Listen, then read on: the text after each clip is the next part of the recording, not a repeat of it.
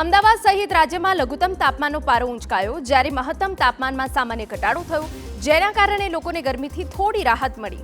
અમદાવાદ શહેરમાં મહત્તમ તાપમાન 37.9 ડિગ્રી.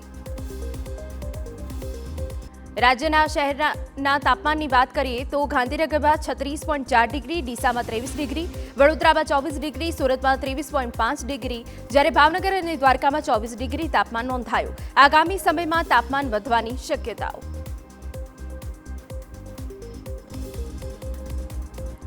તો ગરમીના કારણે ઉનાળામાં બપોર પાડીની સ્કૂલોનો સમય સવારનો કરવા શૈક્ષિક સંઘે રજૂઆત કરી છે. સ્કૂલોનો ઇન્ડોર પ્રવૃત્તિ પર વધારે ભાર આપવા ડીઈઓની સૂચના. વિદ્યાર્થીઓના સ્વાસ્થ્યને લઈને શિક્ષણ સચિવને પણ રજૂઆત કરાઈ. મહેસાણાના લાછડી ગામે હોળીની ઉજવણીની અનોખી પ્રથા. હોલિકા દહન બાદ થતા અંગારા પર ગામ લોકો ખુલ્લા પગે ચાલે છે. અંગારા પર ચાલવાની પ્રથા વર્ષોથી ચાલી આવે છે. અંગારા પર ચાલવાથી કોઈ પણ પ્રકારની શારીરિક બીમારી ના થતી હોવાની માન્યતા.